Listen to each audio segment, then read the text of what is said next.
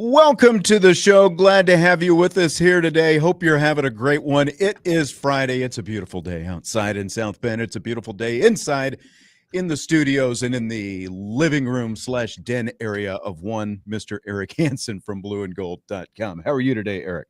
I'm good. Somebody thought this was my bedroom. I thought, boy, they must think I make a lot more money with couches and stuff in my bedroom. Maybe some people have that. I don't. Penthouse suite. I don't either. My bedroom is just enough for the bed and a little bit of a couple little furniture in there. That's about it. Well, I'm sure people came to the show today to talk about more than just our living attire in our domiciles, but we got to see a little bit of practice this morning, the final practice viewing that we got. We're going to talk about quarterbacks today, and I know there's a lot of smoke kind of going up in the air about who's blowing that smoke, Sean. Where could that come from? Did somebody start a fire? I don't know exactly where that might have happened, but we're going to talk about quarterbacks. But in terms of some, the specific stuff, our policy has always kind of been, once an official announcement is made, we'll go there, with that kind of stuff. But we'll talk plenty of quarterback stuff today. What do you think? I'm all for it. All right. So we did have a 4-period practice viewing this morning. Didn't see a lot. I know you and I were over by the offensive lineman for a little bit. Any particular takeaways that you brought from this morning's final practice viewing? Well, it shows that if you don't know the team very well, you could certainly put things out of context. Tyler Buckner was the first quarterback we saw throw passes today, but what they've been doing in an early period after stretching is having kind of like the third team play. Right. So if you want the scoop on who the third teamer was today, it was Tyler Buckner was the third team quarterback. What I took from practice today, probably my biggest takeaway, was watching the offensive line. I love how Joe Rudolph teaches the offensive line. Now, what's going on with the Gerby Lambert, Sullivan Apsher battle at right guard? We saw both of them kind of take number one reps. We didn't see the line necessarily line up, but we saw combo drills where they were working. Each of them worked with some first teamers and they worked with second teamers. So it seems like that this is indeed a situation where Gerby Lambert is seriously challenging and may overtake Sullivan Apsher. But we'll get an update, I would imagine, on Sunday from Marcus Freeman on that. Yeah, I'm curious how much of those kind of matters we're going to hear definitively from Marcus Freeman, whether it is right guards or quarterbacks or safeties or whichever position. Well, Mike Mickens wasn't too forthcoming on the safeties today, so he was not. He wants to be the last position to be revealed. He had his tap dance shoes on out there when he was asked about the safeties. He didn't want to go into what? Marty Biagi was pretty revealing. There was some good stuff coming from the special teams coach. You're exactly right about that. And we will hear some of that coming up in a little bit. We're going to hear from both Mike Mickens and Marty Biagi. And I thought Biagi maybe had sort of the official news of the day, or, maybe it's still unofficial what he told us, but I thought it was pretty significant. But we'll save that for a little bit, what he had to say about some particular special teams news. Let's just get into the quarterback talk, because that is obviously the buzz still. People want to know what's going on with the quarterback, who's going to be the starter, obviously. And, again, there's smoke flaring up everywhere. You do your weekly chat at blueandgold.com, your live chat, and you fielded several questions about the quarterback competition in there, and I thought a few of them would be good to discuss here this afternoon. Starting with this one, seems like the quarterback race may be closer than was predicted. Do you think that's a good thing or a bad thing? I think historically it could go either way. I that's a really good question. And for me, in just talking with some sources and what I've been able to view in practice, I actually think in this situation, it's a really good thing. Sometimes you have two guys, they don't separate, they separate late, and it's kind of you're defaulting into either the safe choice or the lesser of two evils. In this case, I feel like Kenny Minchey improved so much. It started to push CJ Carr into being a better quarterback. And then they both kind of like at the end of a really great distance race, they both kind of went off together. Right. I think that's where we are. I think we've seen a higher level from those two quarterbacks. So I actually think the closeness of this race turned out to be a good thing. I do too, because even though going back to what we got to see in the spring, we've talked about it before. I know you've talked about it as well. We obviously didn't get to see a lot, but we got to see at the end of spring, we got to see a live scrimmage, and then we got to see the blue gold game. And I won't say that there was massive separation between the two, but most people who watched, and obviously Steve Angeli was still in the mix there as well. So you had a lot of Steve Angeli backers going into that blue gold game that everyone got to see. And a lot of them were swung over to CJ Carr after watching the blue gold game, seeing how, CJ Carr operated and ran the offense, his level of anticipation, and just, a lot of different things that he had. And it just felt like, again, while there might not have been a huge gap between he and Kenny Minchey, it sure felt like he was ahead of Kenny Minchey at that point. But I think the fact, as you said, the fact that this quarterback race has been as close as it is, and we're not quite 2.5 weeks, we're 2+ weeks into training camp. The fact that it as close as it is means that Kenny Minchey at least made up some ground and has made a very good case for himself at the very least, and made a very close competition out of this. Yeah, and I think it also bodes well as you get into the season if somebody gets hurt or if you feel like there's a certain opponent where you can expose that defense with a change-up quarterback with a package of plays or a certain place on the field. I don't think Marcus Freeman at all, and I know Mike Denbrock doesn't want to do the co-quarterback thing like they tried to do at the start of 2016, which was a disaster. That just, disaster is the perfect word. Yes. But there may be a role for that number 2 quarterback. And as long as they're engaged and they keep improving, I think this is a really good thing for Notre Dame. We saw little stretches even last year with Riley Leonard being the number 1, where Steve Angeli being an engaged, really competent number 2 made the difference in some games. Yeah. I mean, and obviously he made a huge difference in, at the end of the first half in the Orange Bowl in the college football playoff semifinal. And I think that there is a definite case. Again, I think we've kind of been fairly consistent with this. If CJ was the guy who won the job, it seemed like there was a definite package type situation for a guy like Kenny Minchey, but going off what you're talking about, where there could be a place for the number 2 guy. If you flip it around and it is Minchey, what's the situation that makes sense for CJ Carr, do you think?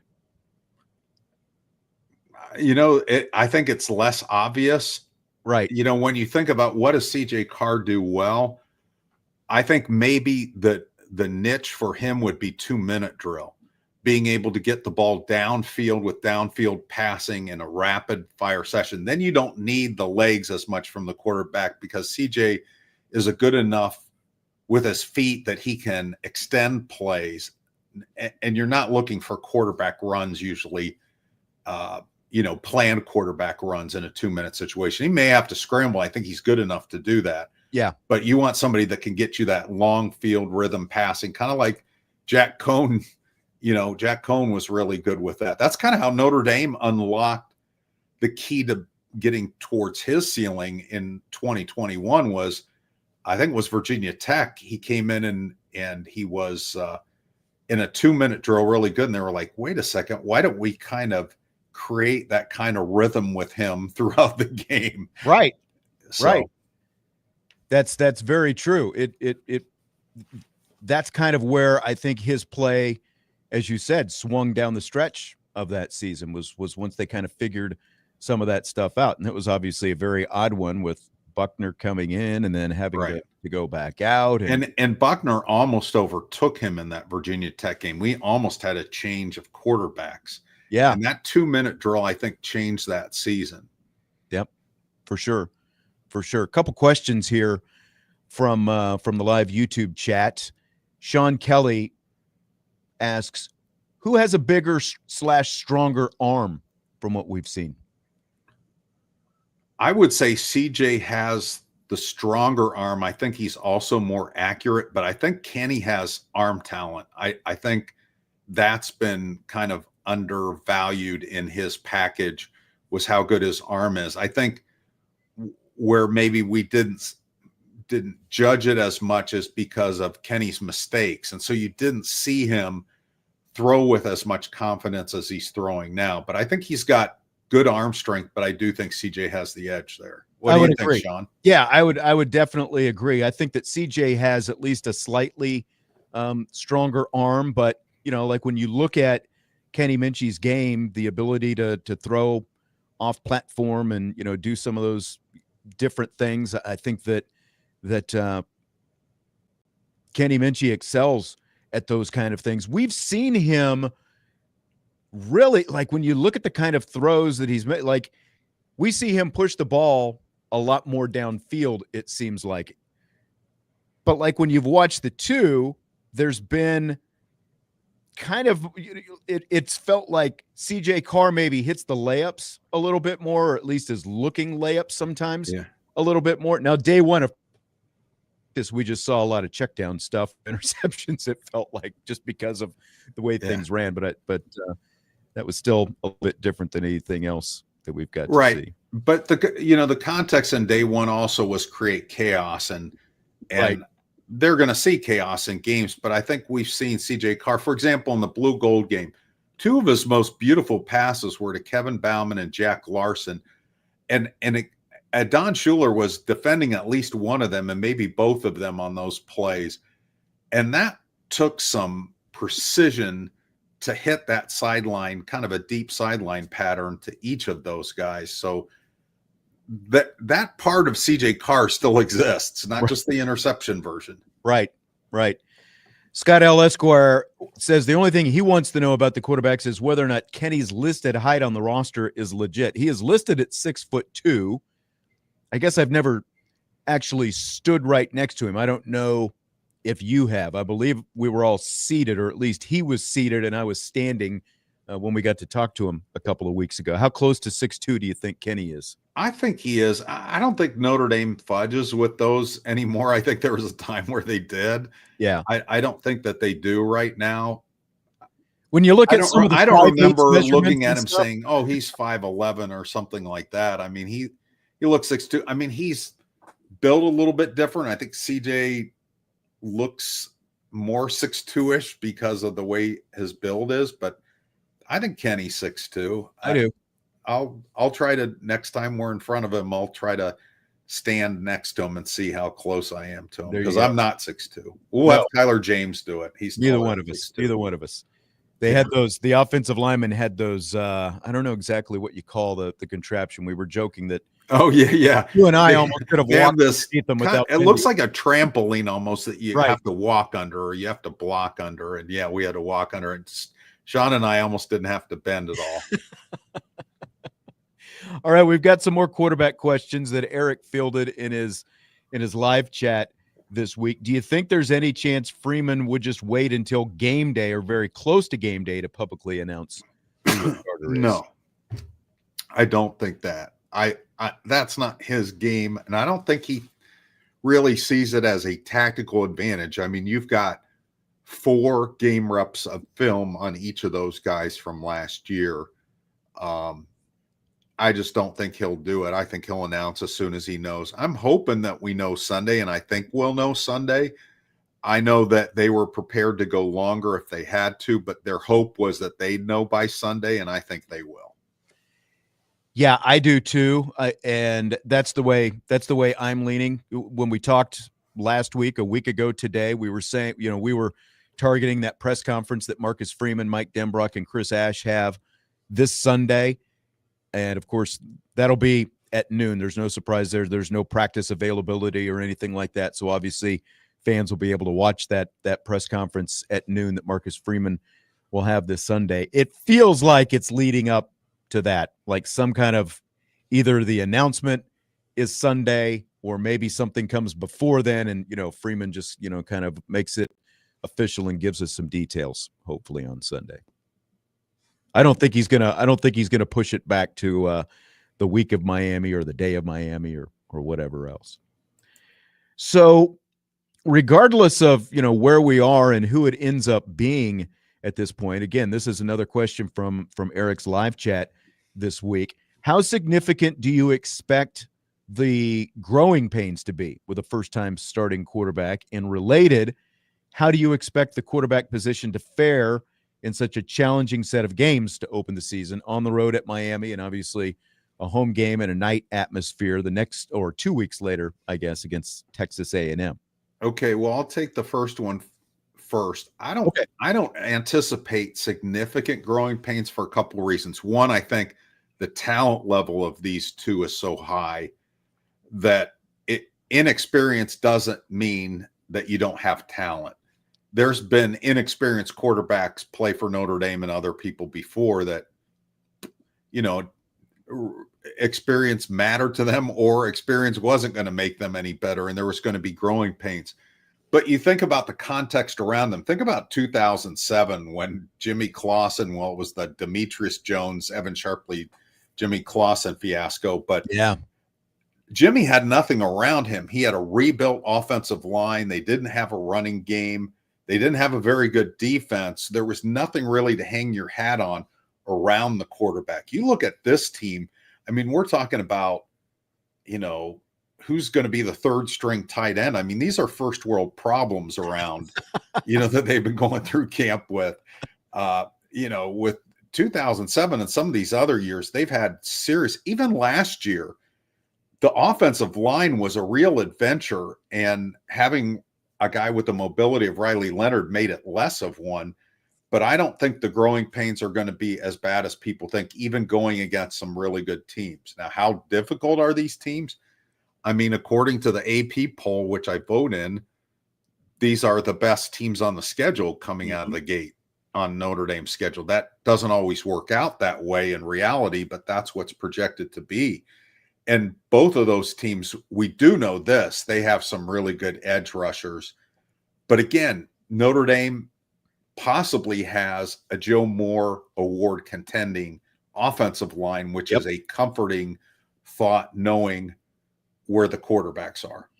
And 2 home run threats for running backs as well. Absolutely. And to go behind that offensive line. And that's I think, I'm not going to say that's the only decision, the only part of the decision, but when you look at all the factors, if you go back, and like the decision not to go with another transfer portal quarterback, the fact that you had such a good offensive line that you knew was going to be coming back, the fact that you've got a guy who's going to be who is a Heisman Trophy candidate coming into the season in Jeremiah Love, and a really good 1A with Jadarian Price back there as well. Like a lot of quarterbacks, especially a lot of young quarterbacks who are making their first career start, would like to have those two things that they can lean on, and that's a real luxury for a young, at least inexperienced. I guess Kenny Minchey's going into his 3rd season now, so he's been around a little bit, but he's still inexperienced in terms of real playing time. But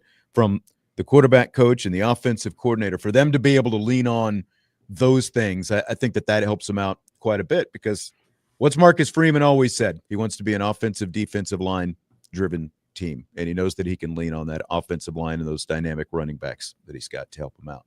And that's something that the running backs kind of talked about a week and a half, 2 weeks ago when we got to talk to him, and J1 Sider as well, the fact that you do have those guys like Love and Price who are back there who can help the quarterbacks in the backfield with some of those checks and reads and that kind of thing. They sure can. And Jawan Sider has been a big asset to this team in terms of him getting the running backs acclimated to reading defenses and really knowing the bigger picture back there.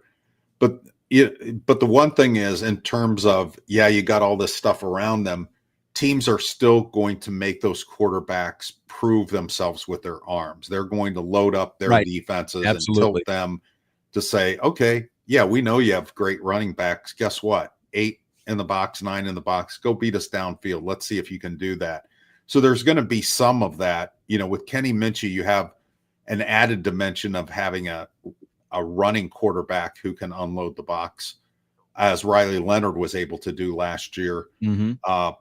But they're going to have to prove that they can throw downfield. And the good news is Mike Denbrock thinks they can throw downfield, and he wants to throw downfield this year. Exactly. And he's got the kind of receivers that he can throw downfield to. That is one thing.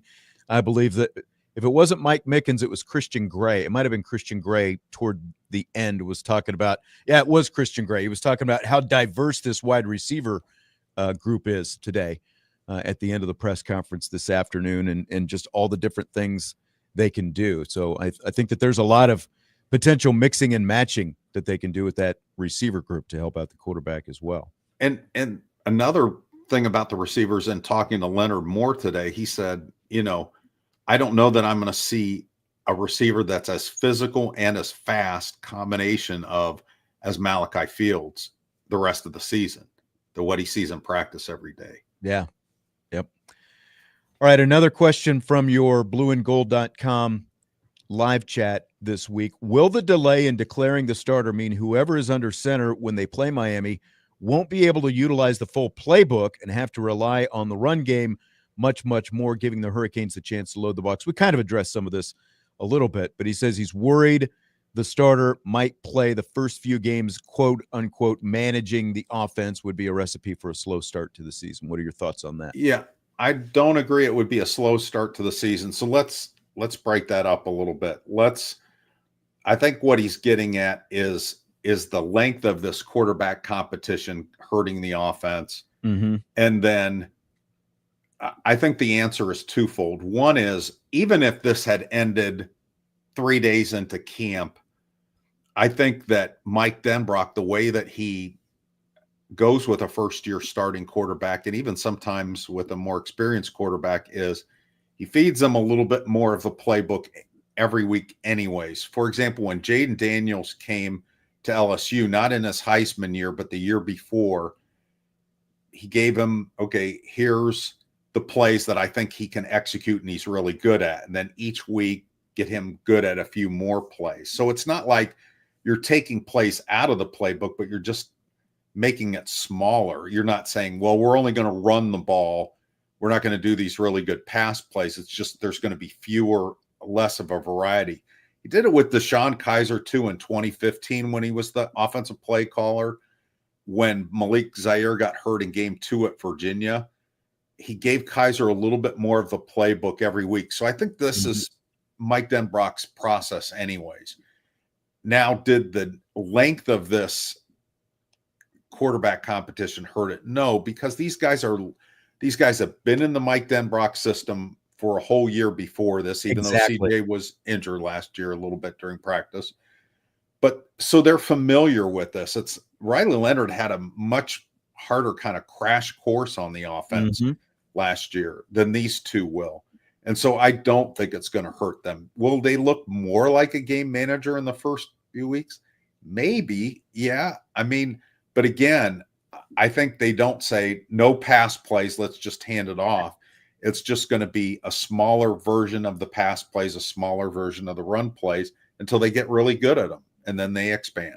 Yeah, a couple things. One, I think that there was some buffer for both of these guys, Carr and Minchey, last year because, as you said, they were in the Denbrock system for a year, but they were also the 3 and 4 guys. Like the buffer was Steve Angeli being the number 2, while Riley Leonard had to go through the growing pains during the season, and Jelly was still there, absorbing what he needed to and being the backup. While these two guys, essentially, whether Carr was able to play or not, they were still in the film room and still engaging in all of this different stuff and able to absorb it at a much slower rate. There wasn't nearly as much pressure on them, to obviously to have to, sort of be able to regurgitate it and use it last year. But they've, to your point, they've both been in the system for a year plus now, going on year 2. So I think that was a great benefit. I do wonder, again, regardless of who it ends up being, like you were talking about conservative game plans and stuff like, like it felt like at Ohio State when Tyler Buckner made his first start, that was a very conservative game plan. Do you think, again, different offensive? That wasn't Mike Denbrock doing that. Right. So, and that's what I was saying. It feels like I don't think we'll be to that degree going to Miami in 2 weeks. So I had a conversation, and I did a 2-part series on this with Greg McElroy, who works for ESPN, does a great job with both his podcast and doing analysis for games for ABC and ESPN. And Greg was a first-year starter at Alabama when they won the national championship in 2009. So there have been 16 national champions, including that year since then. 9 of them have been first-year starters, so he's one of them.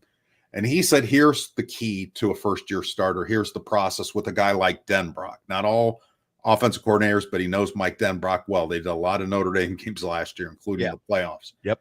He said the key is that young quarterback being able to tell the play caller, I don't like that play on third down. I don't think I would do well with that play on third down. So it's a give and take.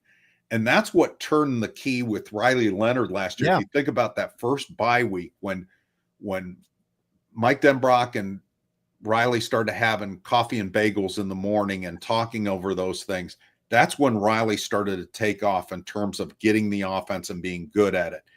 He said a lot of times young quarterbacks, they want to be, I'm all in, coach, 1,020%.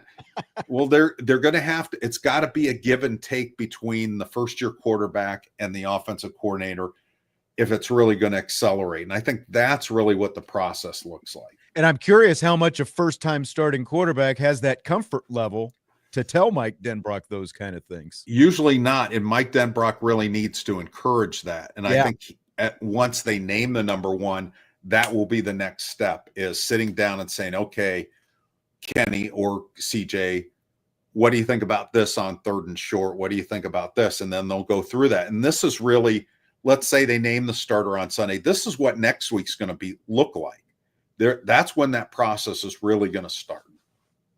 I agree. All right. Great stuff. We will talk to Marcus Freeman on Sunday. Maybe, fingers crossed, we officially find out who Notre Dame's starting quarterback for the 2025 season is going to be.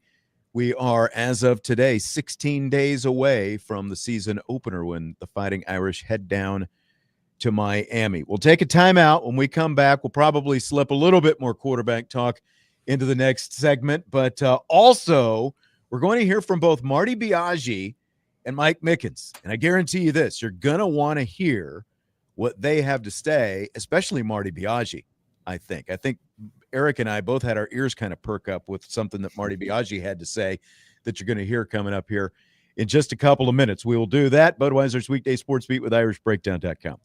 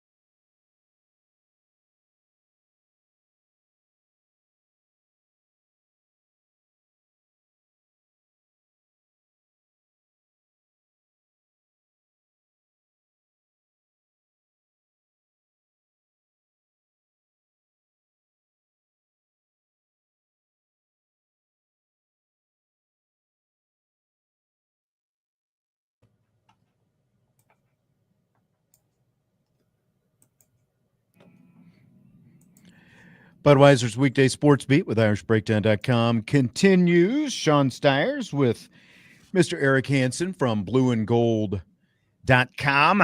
As we roll through this Friday, we've been talking a lot of Notre Dame quarterbacks on today's show so far. And we've got some comments from Marty Biagi, Notre Dame special teams coordinator, and Mike Mickens here in just a second. Bobby had a question, though, in the YouTube chat. Do you think going up against this defense/secondary every day in practice can hurt a young quarterback's confidence a little bit? What are your thoughts on that?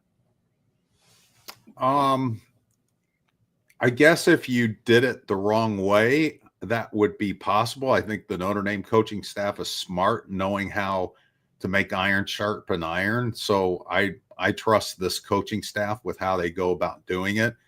I know, for example, going the opposite way can hurt a quarterback and make him not realize what he's going to be facing full speed. Mm-hmm. And a good example of that was the 2007 season where Charlie didn't want Jimmy Clausen and the offense to be overwhelmed by the defense and didn't do things full speed, and they ended up getting their butts kicked to the tune of 3-9. So I think you have to measure both those things and do it in the right way. But I think if you're, so fragile that you can't do that in a good structured environment and you're not a competitor enough to handle that, then probably Notre Dame's not the school for you. But I do think there's a way where you could just make it so relentlessly chaotic and unpleasant that perhaps it would hurt their confidence. It's not like these quarterbacks haven't completed any passes against the secondary. The secondary is really good, as we've talked about, but at the same time, we've seen some of the videos, and like these guys have had their wins along the way as well. That's part of it. And to what you were saying, the iron sharpens iron aspect. Yeah. I mean, there were times Notre Dame didn't have these kind of athletes on defense, and you couldn't simulate that in practice. And then it would be a rude awakening in games. They've got it now, so they can turn the dial up and down. Yes, exactly. Turn it up to 11. That's where it goes. Okay, so we talked to special teams coordinator Marty Biagi after practice today. He was asked about who the punt returners and the kickoff returners are going to be or might be this season. Here is the answer from Marty Biagi. Will Pauling and Faison have done a great job at as the punt returners, with Dallas Golden getting a lot of work back there as well. Aeneas Williams and Jane Grayhouse, probably those five have really stood out. At kick return, we've had Price and Love as the main two guys back there. And so, even when you talk to J1 and you look, the two returners that were in the game versus us in the last, in the Orange Bowl, they were the two starting running backs. So, if we're gonna spend time and block it up, we want to get our best athletes back there that we know can hit it. Nolan James has done a great job. I'm just going to take a guess here, Eric, and say it wasn't when he said Nolan James that your ears perked up when you were listening to Marty Biagi's answer to who the kickoff return men are going to be. Both Jeremiah Love and Jadarian Price. What did you think when you heard him say that? Well, I figured a lot of people would have an opinion about that. I like it, and I'll tell you why. I think Jeremiah Love wants to do it, not because it'll win him the Heisman, but because it makes them a better team. There's not as many live kickoff returns as you think in a season. Notre Dame had 17 in a 16-game season last year. Really? Was that all it was? Yeah. And the year before it was 21 and 13. So you're not even averaging 2 kickoff returns a game. There's a lot of touchbacks, and there's fair catches now and so forth. I don't know that you would see Jeremiah Love and Price on every kickoff return, but I think especially in the playoff games and so forth, I think that makes sense. I like it. I know a lot of people want to put these guys in bubble wrap. I did talk to Jeremiah Love, what was it, about a week ago, and I asked him about that, and he wants to be used a lot. I mean, he had 10 carries a game last year. He wants to be in the passing game. He wants to be on kickoff returns and so forth. I think if he was hesitant about it, then I wouldn't push him out there.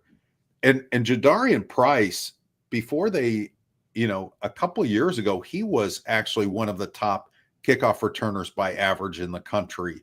So I love the fact that you're putting your best people out there. Now, again, would there be a role for Nolan James to do it some too? Yeah, I would think so. But I love the fact that they are considering strongly having Jeremiah Love out there. And man, did it get a lot of reaction on Twitter. I'm sure. I mean, like you talk about putting the opposing team, into crisis when you're trying to determine, okay, now how are we going to kick this? Because both of these guys are legit home run threats. And you talked about touchbacks and, more fair catches and stuff like that. I do wonder if these guys aren't behind the goal line. Do we see maybe a few more returns because of the fact that you have these guys out there on the field? You might. And I think what people don't realize is how much Jeremiah Love played on special teams last year, not on kickoff returns as much. I think he had a couple, but on punt coverage, he was a gunner on punt coverage. He was on 26 punt coverage plays last year. If you take away those and put that into kickoff return, I think that's a good trade. I think so as well. And I think that all, to your point about not having them out there all the time. I mean, I would definitely, if these are the two guys that they think are the best options for this and everybody's in on it, which they seem like they are, the first couple games of the season, I would definitely have them back there as much as possible. But then once you get into the season, there are times like when you look at the flow of the game and how the workloads are going and things like that, you can give a guy, you can say, okay, Nolan James, you get out there for Jeremiah or Jadarian, whichever it happens to be. There are ways that you can do it, but then there's also, you're in a close game in the fourth quarter. You put both of these two guys back there after the other team just scored, and I think that's a big advantage Notre Dame in that aspect. I agree. So the follow-up question that Eric had for Marty Biagi was this a difficult conversation at all with Marcus Freeman to convince him to use Jeremiah Love on kickoff returns? I don't feel like it was difficult. It was something that talking with J1 and Free, and we just feel like if we feel like we have something schemed up really well, that we want to get our best playmakers on the field. And so that's something that at the end of the day, Coach Free has all the full decision-making over our roster and who goes in and who doesn't, but he's not going to play scared or timid if we think we can make a game-changing play. And that's I think that's the big takeaway, that he's not playing scared or timid, obviously, because you do have the chance to make big game-changing plays with these guys. Kind of sounds like, again, going back to the fact that Marty Biagi was talking about an Orange Bowl semifinal last year where J1 Sider was coaching. Singleton and Allen were both back there returning kickoffs. Sounds like he might have had a little sway in all of this as well. I agree. And when you think about Notre Dame has a player on their team now called Devontae Smith, but Alabama had a Heisman Trophy winner, Devontae Smith, and he handled a lot of returns that year in addition to being a really good wide receiver. And he wasn't built nearly as sturdy as Price or Jeremiah Love. Very true. Very true. So it's going to be exciting seeing those two guys both back there on kickoffs, potentially with Jeremiah Love and Jadarian Price back there. And we kind of glossed over the fact Will Pauling and Jordan Faison sound like the first name out of his mouth was Pauling when it came to punt returns. And we've seen them back there more or less fielding punts from time to time. That's one thing that we have had the ability to see in terms of what they look like as a true returner. We haven't got to see very much of. We saw a lot of Jordan Faison last year, but so I'll be curious to see if it does end up being Will Pauling as the number one guy. Yeah, that's an interesting option. At a point, I thought Aeneas Williams was going to win the job. And that Dallas Golden is still in that conversation is kind of interesting. The freshman cornerback, such a dynamic two-way player down at Tampa Berkeley Prep. So I think it's going to be really interesting. But Will Pauling, this month versus the Will Pauling we saw physically compromised a little bit in the spring. Wow, it's a real difference on how quickly he moves. He's going to be exciting whether he's returning punts or just catching passes. We were talking about him earlier this week, and it like he is of anybody. It's hard for anybody at this point to be under the radar because we talk about everybody so much. But because of what you talked about, because he wasn't completely healthy in the spring, and we've had limited opportunities to see him, like he's feeling more and more like he could be a real big factor, both special teams and offense for this Notre Dame team this season. Yeah, I think he can. There's some people that feel like he might be Notre Dame's second leading receiver. I think his versatility of being able to be a slot receiver and play on the outside is going to give him more opportunities than if he were just a slot receiver sharing time with Jaden Greathouse, who's an amazing slot receiver. One more break, and then we'll come back. We'll wrap up this first hour. I got another comment from Marty Biagi and one from Mike Mickens on the safeties as well. We will do that next when we return.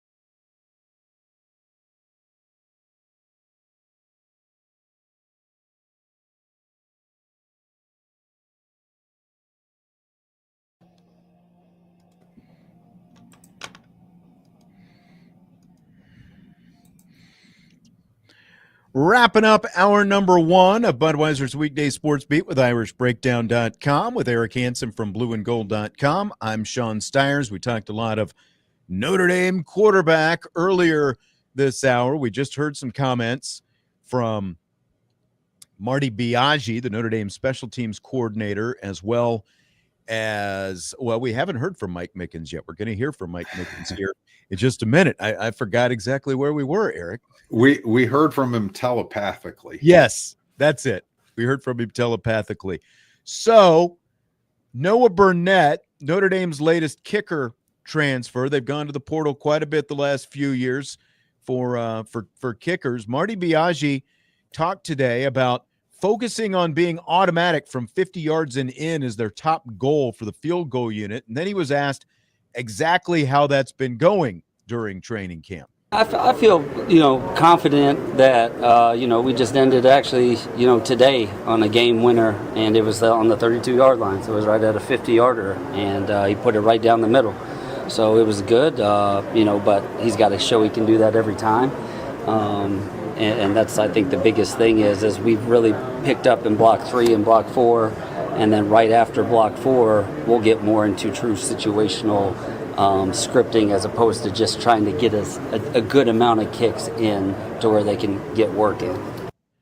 Okay, so they were good. They ended practice on a positive note today. I guess that's one thing. He wasn't very expansive beyond that, though, Eric. So where's your confidence kind of lie if you were putting this on scales right now in the field goal game? I would put it on the scales of cover the result of what the scale's going to say. Because, well, here's a couple things. Is that a word salad? Is that what you just did?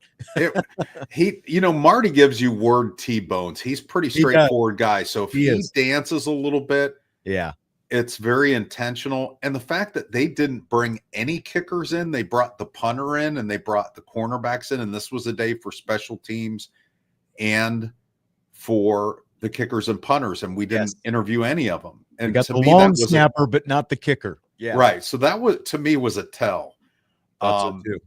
Now, have we seen this show before? Because Marty Biagi a lot of times is helping to either remake a swing, remake confidence with guys like Spencer Schrader and Mitch Jeter. Yeah, we have seen that in August, and then it turns out pretty good once they get into September and beyond.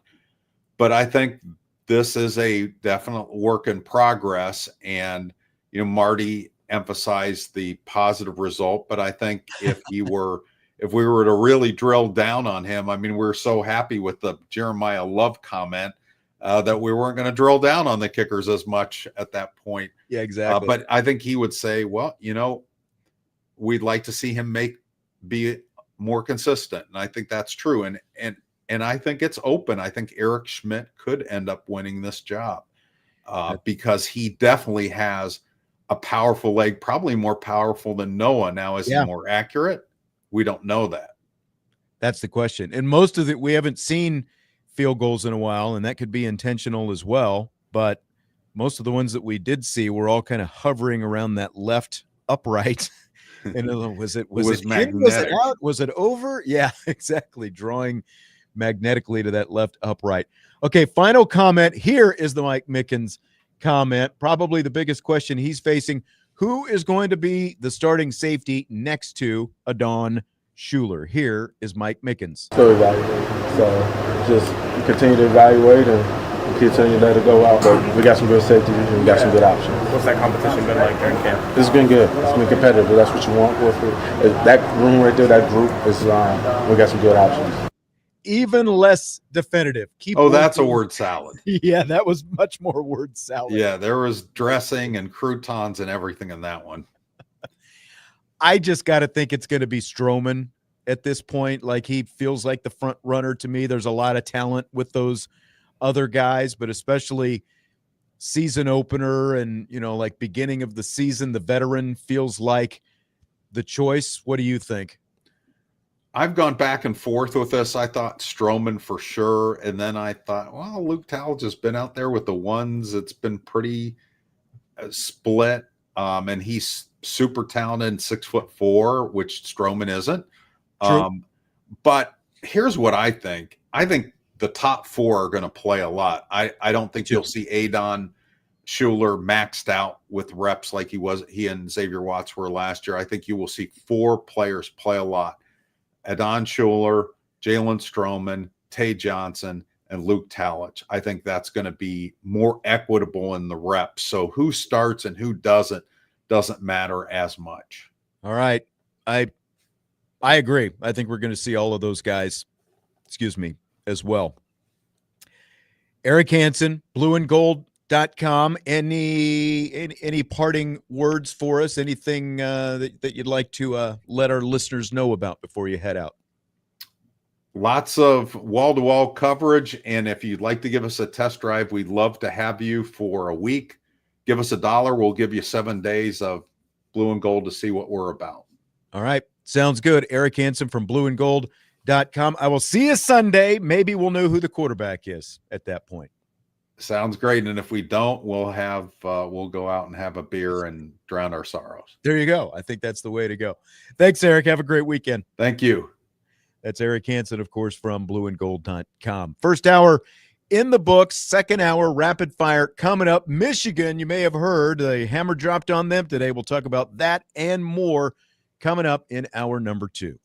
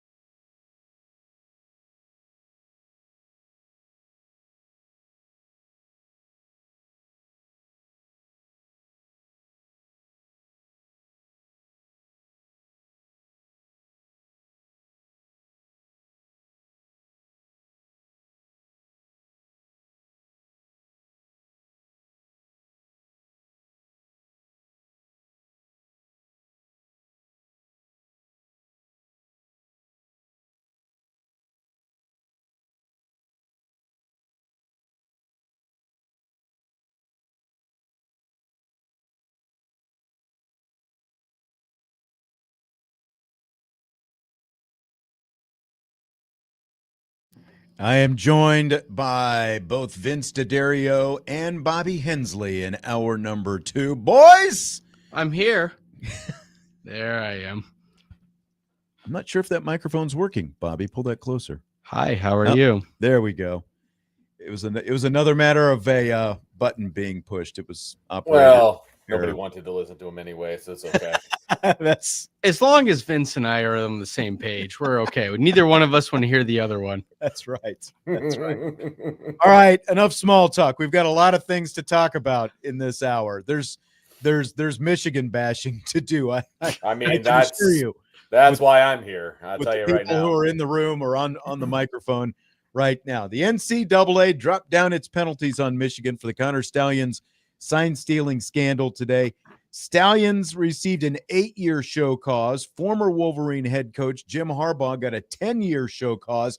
That basically means that neither one of those guys can be hired by a college for those amount of times. Head coach Sharon Moore is going to serve a 3-game suspension this season. They were self-imposing 2 games. The NCAA gave him an extra game. There's also going to be a lot of money in a fine that's expected to be between 20 and 30 million bucks. There's a $50,000 initial levy, 10% of the football budget, 10% of the cost of football scholarships for this season, and the loss of all postseason competition revenue sharing for the 2025 and 2026 seasons. Stallions also was found to have arranged the illegal scouting of at least 13 future Michigan opponents on at least 58 occasions from 2021 to 2023. So I'll just go ahead and start with Vince. We'll work our way around. Are the penalties too much, not enough, or just right for Michigan? They are somewhere between the right amount and not quite enough for me. Like, I'm not going to say, it's a slap on the wrist, because it's not. I mean, $30 million is not a slap on the wrist. Like, that's a legitimate amount of money. It's the biggest monetary fine I've ever heard for anything like this. So, like, that's legit. Like, I have no problem with that. Given Harbaugh a 10-year whatever and Stallions an 8-year what, Jim Harbaugh's never going to coach in college again. And Stallions wasn't going to either for that. Correct. I mean, it probably hurts Stallions maybe more than it would Harbaugh, because I don't know what his job prospects actually are. I think he's coaching high school football right now. So, maybe that hurts him a little bit more than it would. It doesn't hurt Jim Harbaugh at all, first of all. I would be very clear on that. And the losing out on postseason revenue, considering the Big Ten's going to get like 4 teams in, and that whole thing, like those are legit. Hit him in the pocketbook. I'm cool with that. I wanted as much as it doesn't matter, it matters. I wanted wins taken away. I wanted some wins taken away. This is what I don't get. Well, go ahead, Bobby. I was going to say, Vince, do you feel like they should be forfeiting their championship or any games or any wins? I mean, if they're going to take wins away for 2 years from Notre Dame because somebody wrote a paper for a couple of kids. Everett Golson, you're talking about? Exactly. Yeah. Well, there was more than Everett Golson. It was more than that. Right. It was a handful of kids, right? And Notre Dame self-imposed, like they reported that on their own. Like they said, hey, we messed up, whatever. And they took away 2 years worth of wins. Like, that's legit. They should be taking some wins away from Michigan. That's where I'm at. But if you take away wins, are you saying if you take away any wins, that means they don't get to keep their championship? 100%. Bye. Like, they won some of those games that got them to the national championship because they cheated. What they did here was worse than like the Fab Four or the Fab Five. Absolutely. When and like banners were lost, and it was also worse than Reggie Bush and what USC did. Yeah, they got it. This actually directly related to wins and losses. It wasn't off-field field recruiting type stuff. Correct. No, I was going to ask that question to both of you guys. What do you think about USC? Do you think when they had their championship and their Heisman's lost, was that stiff enough penalty for them back then? And how do you think that compares to now with Michigan? Either one of you. And that's exactly it. Like, they technically had a championship stripped from them, right? And Reggie Bush had a Heisman Trophy stripped from him. And again, this was for a recruiting, or it's legal now. It was impermissible benefit. He took he got into a house, but given to by an agent. Or impermissible benefits. Right. Yeah, impermissible benefits. Exactly. Correct. the stuff that Connor Stallions did and the stuff that they obviously found Jim Harbaugh to be culpable of, and the current head coach, by the way, like if these two guys are getting 8 and 10-year show causes, why is the current head coach only getting a 3-game suspension? Because they obviously found him to be guilty to at least some extent in all of this as well. So what, why the difference there? That's what I don't get. Michigan, to Vince's point about the academic stuff that Notre Dame did, when they self-reported, Right. by the way, Right. Michigan did and especially Jim Harbaugh did everything that he could to try to hide from this and be as evasive as possible in all of this. Why is Michigan not paying a stiffer cost? Now, again, the monetary thing is pretty much unprecedented. I've never heard of like $20 to $30 million. It's the first time I've heard of anything this close. Yeah, that's massive. And I give credit for that part. But they should be forfeiting wins and a championship as a result.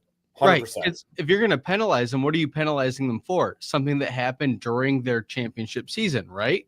Absolutely. So how can you say that the games are fine and, we're going to let you keep all that? Do you think the penalty would be different if Harbaugh was still there? Because he obviously left knowing what was coming down the pipe. I think it would have to be. I think the penalty would be different if they didn't win the championship. I think they are vacating wins. If you there's think no they would have championship. vacated if I it do. wasn't the whole season? Possibly. Yeah. You have to. I think you have to. I think they're tiptoeing around the fact that they won the title, and so they don't want to take that away. Yeah.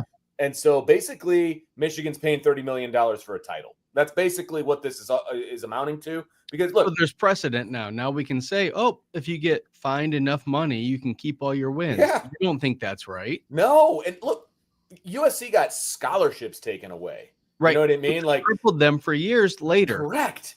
Let's cripple these guys. Cripple them. Cut them out at the knees. And I know the money is a fine, but like get rid of some scholarships. Yes. Don't give them that amount of money that they have to lose. Cut how many scholarships they can have. Yeah. They messed up. They went in the wrong. They were illegal. And they tried And we're to hide telling it them too. if you pay it enough, we're okay. And they tried to hide it too. Like that's the other thing. They that's were true, not too. upfront about it. They're like, And yeah, almost- our bad. And almost funny about it. Exactly. They almost, to your point, Vince, they almost like laughed about it. Like, yeah, but we won. right. Exactly. And they're being. I don't like proven when I to be agree okay with Vince. that. Well, I Yeah. mean, when John in the YouTube chat says they should be banned from the postseason. I mean, I'm not as concerned about that. I think, like, to me, the wins needed to be vacated more than them being banned from the postseason because they're going to lose all the money, even the indirect money. Like, they're going to lose their share of Big Ten postseason revenue from like Ohio State and Penn Right. State and whoever And else. those are big. But they're losing out. Who that does that money. hurt, though? It hurts Michigan. In what way, though? I mean, that's not enough. That's not enough. They They have enough. $30 million in that's a today's lot. world. I'm okay with That's that. a lot of I money. think that That's a lot of think money. that's enough. Sure. I think scholarships should have gone. I think that wins Yep. should have gone. And they said something in the report about how they didn't want to, the current people on the staff or the current kids on the team didn't have anything to do with it, and they didn't want to punish those kids. Then take away the wins. Punish the Right. people that were here then. Right. Right. That's why you take away wins. And Right. when has that like the NCAA, maybe it's the evolution of the NCAA because like that kind of stuff never mattered before because it was typically once you go through this investigation process, it was always the current, like to what John is saying, a postseason ban, like it has always been that kind of thing that's happened. Now, the NCAA has essentially tried to steer away from postseason bans recently, with any of these different kind of things. So I don't mind them not banning Michigan from the postseason. I just think that there Right. should have been stiffer for what happened. But to Vince's point, I think the reason they did this is because they did win the national championship and they don't want to strip their national championship is what it comes down to. Yeah, but now you're almost telling them they got away with it because, like Vince said, you paid for it. You paid for your own way out of doing all these illegal Yeah. things. Yeah. And any other team, school, whatever, that year they got in trouble for stuff or did stuff illegally, doesn't matter because Michigan, they did it better. And what bugs me about that year is they only had to win 2 games to get to the playoff. And then So it wasn't like they were like the number one all year dominant team. They had a weak schedule and they beat Ohio State and made the playoff. By the way, at his post-game press conference after the national championship, Harbaugh was asked what it means to be a Michigan man, and part of his answer, quote, "You don't lie, you don't cheat, you don't steal." And then he End left quote. Yep. Yep. Oh, that's great. Okay, so a question yesterday from Salty Virginia Peanuts in the YouTube chat that we didn't get to. I guess he actually asked it on the Champions Lounge for the We In, We Out show. The biggest question, Salty, in the Big Ten this year is Michigan. They were much better in the second half of Moore's first season as head coach.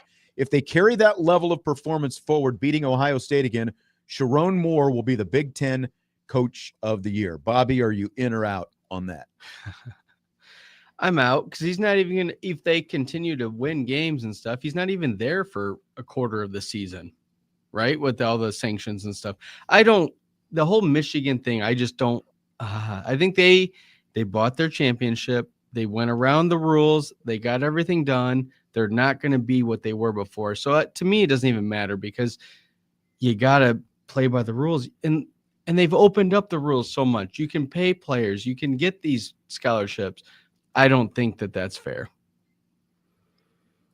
I don't think he's a great coach to begin with. And he's obviously going to be missing from a few games. I think it's 2 this year and 1 in 26. But regardless, he's going to miss 3 games. They're going to win the Central Michigan game. Stop the presses. Doesn't matter if Sharon Moore is there or not.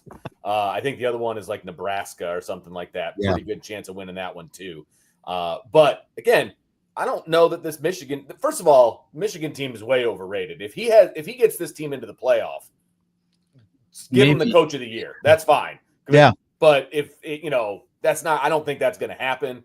And so, no, he's not a coach of the year candidate in my opinion. What did he earn to be the head coach, or did he just fall into it because Harbaugh left? I think it fell into his lap because they were scrambling. Right. Because Harbaugh was suspended for a couple games last year, and Sharon Moore was the interim coach. The same while games, Harbaugh was suspended. The same Central Michigan game, the same, but I'm saying, Michigan. Yeah. Like that's, you asked how he got the job. I think that that is part of how he got the job. Sean, he was passionate about Michigan, about Jim Harbaugh, and we got to see a grown man cry on national television. So that's why he got the job. Vince, I've seen you cry about someone stealing cookies away from you at a press box, so I'm not sure. But I wasn't on national TV. Wasn't on national TV, okay? I don't think that they're the biggest question, though. I think, are they because the question from Salty was the biggest question mark in the Big Ten is Michigan. I think really it's Illinois and Indiana. I think those are the 2 biggest question marks this year. Well, and he said, in the chat here, he said not coach of the year for college football, just coach of the year for the Big Ten. Right. Yeah, if he gets them to the playoff, I absolutely think that he'll probably be the Big Ten coach of the year. But again, I think Illinois and Indiana are bigger question marks. Is Indiana going to come anywhere close to duplicating what they did last year? And is Illinois going to be able to live up to all the preseason hype that is on them coming into the season, that is largely based on, let's be honest, beating South Carolina in a bowl game last year when I don't know exactly who had what players at that. But that's a large part of why Illinois has so much hype on them, I think, coming into this season, because they beat a decent South Carolina team in the bowl game last year. And then you have to look at how much you value bowl games. I know that you just said that, but how many players are in it and what is their motivation during it? Even if you have the good players, do they really care? Well, and that was, because of what happened at the end of last year, and you had South Carolina and media saying that they should have been in the playoff and everything else. And then they go lay an egg in the postseason, and it's like, oh, well, then Michigan, Illinois must be really good then because they beat a hot South Carolina team. There are a lot more issues to that statement than the reality of it. So, yeah, I kind of agree with you. As you're saying, we don't know anything. And there's so much change every year on the rosters, and with transferring. Oh, yeah. So you don't know how motivated they are during the bowl game, but then you also don't even know who's going to be there and how good they're going to be. But I think Illinois, I don't know if this is the direction we're supposed to go. But I think Illinois, they're going to start losing early, and then The you'll direction you go is never the direction we're supposed to go. Well, that's why I Do always, the opposite, Bobby. that's why I always try to find you, Sean. Come you on, keep me on the George. rails. You put me right in the middle. If I could think like you, I'd be better. I don't know about that. Fill in the blank. A second season of the docuseries, Here Come the Irish, will follow Notre Dame football again this season. It's blank that it won't drop on Peacock until December 8th. Vince, blank stare. Go ahead. It's bogus. Okay. Like at least they teased us with a couple of episodes early on Right. last time. We got to see some camp stuff, some summer stuff, that guy, how they pick the captains, they at least teased us with a couple episodes prior to the season last year. And then it got us through kind of that off period after Notre Dame was done. We got some more stuff, and then we got more after the postseason. So they did a great job of it last year. Why are they waiting till December now? Come on, give me something. I blame Peacock. I think it's always that, right? They know they must have a reason why, but I feel like the perfect week to start releasing episodes would be on the bye week because there's no game. There's something to watch. Good point, there. Bobby. That's a great point, Bobby. First good point today. Congratulations. Ever, you might say. But I just think that would be the perfect time to start it because wow, I got a bell. You got the bell, baby. Bell is back. But, I mean, I don't like waiting till after the season. If you're a fan, you're going to watch the games and you already know what happened. I think releasing it after the season is almost worthless. There's no way there's that many likes, that many views of that stuff after the season. I think you need to do it during the season. And if you can't turn it around in a week or two, like Hard Knocks does, then I don't know what the point is. Well, I understand why they don't do it during the season because it is college and, it's an in-house production and they can obviously control the message much better by waiting until the end of the season to determine exactly how they want to edit and what they want to show and all that stuff.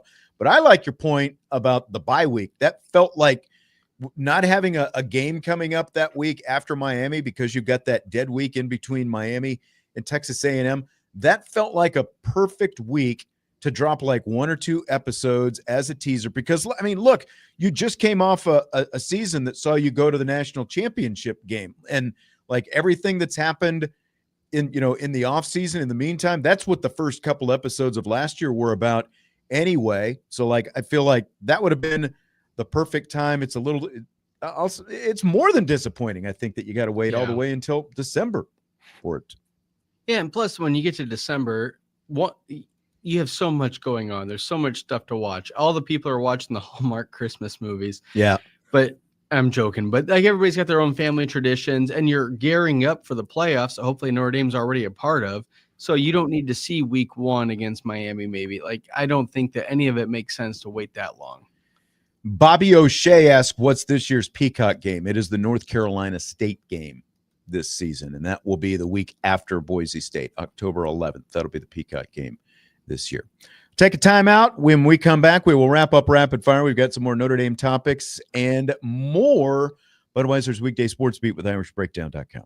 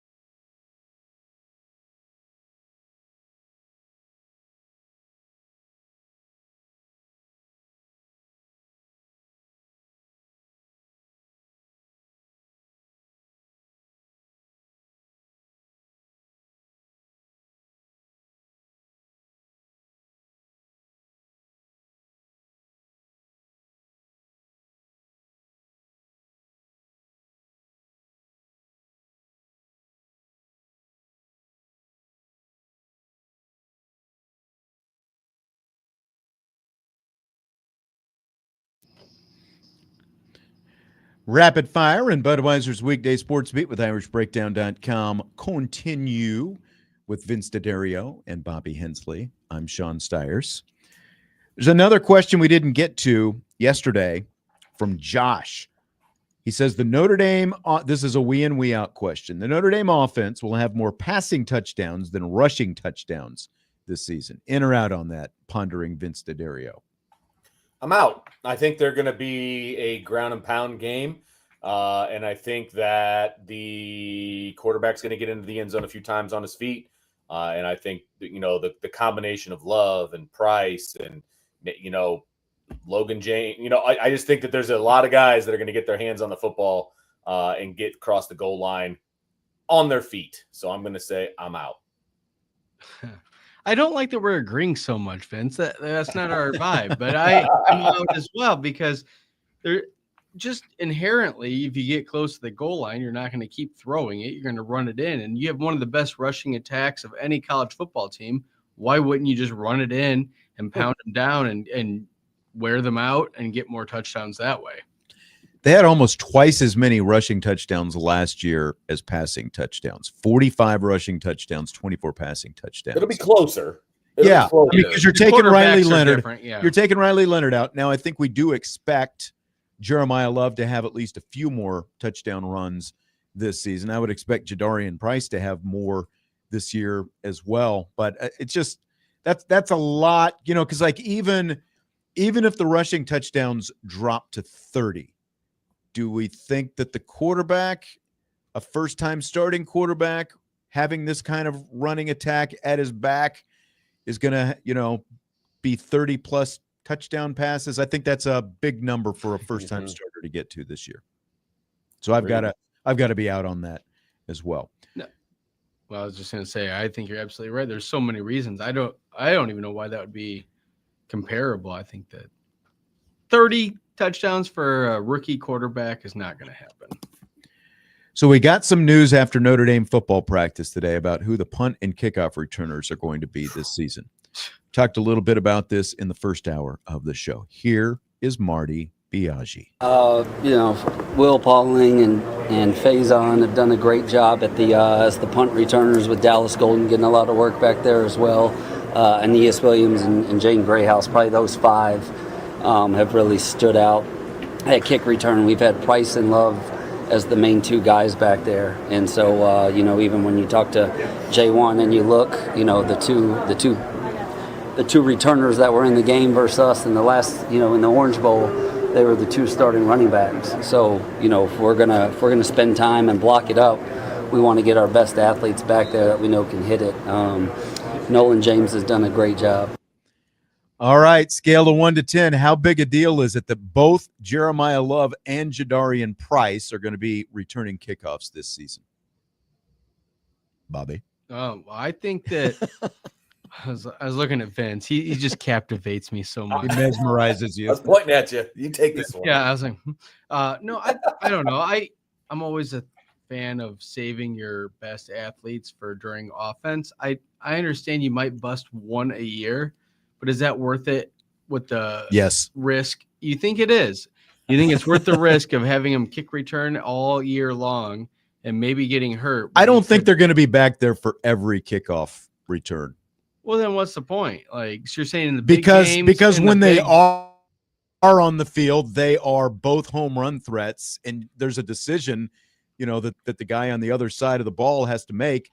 Who are we going to kick to if we can't kick this to the end zone? Because a lot of teams are doing the fair catch thing these days. But if I'm Notre Dame and I've got Jadarian Price and Jeremiah Love back there, I'm not fair catching if that ball's not going into the end zone. I want those guys going as much as possible.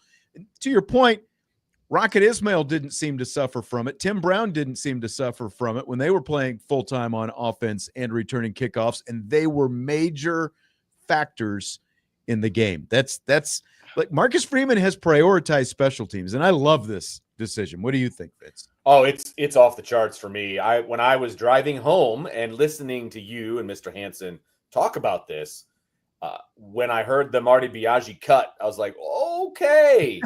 I was shocked, but shocked in a great way. You put those two guys back there. other team, like if I'm the special teams coordinator and I see 4 and 24 back there, I'm telling my kicker to either kick it through the end zone or kick it out of bounds. I don't even care. You are not letting those two guys return kicks. And that is a strategy, and that isn't a benefit to Notre Dame. I love that Bobby O'Shea in the YouTube chat is calling out Bobby Hensley. Bobby Bubble Boy Hensley. Let's just put them all in bubble wrap. Put them all in bubble wrap. This is not tackle football anymore. Let's protect everybody. Come on. Home runs, baby. That's right. Home runs are great, but like I'm saying, it all sounds great, and neither of us know the future. But like if you get a guy that gets hurt on a kickoff, which is when a lot of injuries occur because you have a lot of collisions, I don't think it's worth the risk to have one return a year, maybe be a touchdown. That's your one home run for the whole year. I think it could be the first game and then nothing else, because like you say, all you're really doing is hoping they kick it out of bounds or out the back of the end zone. I think the kickoff return to start the second half in the Sugar Bowl made a pretty big difference in the course of the season. And Harrison took it back. I understand. I just don't know if it's worth the risk when you're getting all these. There's so many injuries. No risk it. Kickoffs. No risk it. No biscuit, baby. I think the offense should be better, that you don't have to worry about the special teams on kick returns. Let's ride. And like Bobby O'Shea is also saying, like Eric said in the first hour, there were only 17 returns in 16 games last season. I do think that number goes up again when you've got those two guys back there potentially. And as Eric said, and I agree with him as well, I don't think they'll be back there all the time. Like over the course of the game, if you're pulling away from somebody, like you can give those guys a break. You can roll Nolan James out there. You can roll Aeneas Williams or whoever else, Jabron Payne out there. You can switch it up. They don't have to be back there all the time. But if I'm in a close game in the fourth quarter and the other team just scored, I want those two guys back there for the chance that they can take it the distance and maybe put the game away for you. Because they're difference makers with the ball in their hands. I want the difference makers to have the ball as much as possible. But a lot of that comes down to schemes and blocking as well. So if your kickoff return team isn't doing great anyway, then why would you put those guys back there and risk them getting blown up on a play? Well, you're making the assumption that they're not doing great. What if they are doing great? Well, you're making the assumption that they are doing great. Okay, well, like the Sugar Bowl, they did that. I think the numbers. I would have been wrong on the Sugar Bowl. Obviously, that mattered. But then, I don't know. I just don't like putting my guys at risk if it's not. I don't like them consistently being at risk. I got you. Point made. Vince disagrees with me. I think there's risk involved. I mean, that's where I'm at. Yeah. Craig in the chat says save them for the big games. Well, right. Who's to say what game's a big game and what's not a big game? Yeah. Again, like I want them starting the game and then the flow of the game, how many carries they're getting, how many touches and all those different things. Like all that dictates how much they stay in for subsequent kickoff returns. Now, the other thing is if Notre Dame, like to Eric's point about only 17 kickoff returns last year, part of that also has to do with the fact that Notre Dame's defense was that good last year. So you're limiting opportunities for them, organically to return kickoffs. If Notre Dame's defense is anywhere close to what it was last year, there aren't going to be a ton of opportunities. But again, you've got a first-time starting quarterback. I think you need your best players on the field as much as possible, at least going into the game, and then you adjust as the course of the game goes on. I just feel like then the other way, like, okay, so now if they're winning, you're going to put other guys back there. They're not used to it maybe because the first half of the game, you had different return guys. I just don't like the thought of switching it up. Just take So you never put in your reserves on either side of the ball then either? No, never, ever. No, I just mean like if you can do field position games, and obviously it depends, but like if they're banged up a little, and it's like, well, it's a big spot. Why isn't Jeremiah Love returning kicks? Like you got to use them when you need to. College is so different than it used to be. And there's so many, like I say, so many injuries on the kickoffs because they're just running into each other. I just don't feel comfortable using them and being like, okay, well, he might have got dinged up a little bit earlier, but let's throw him in on this kickoff.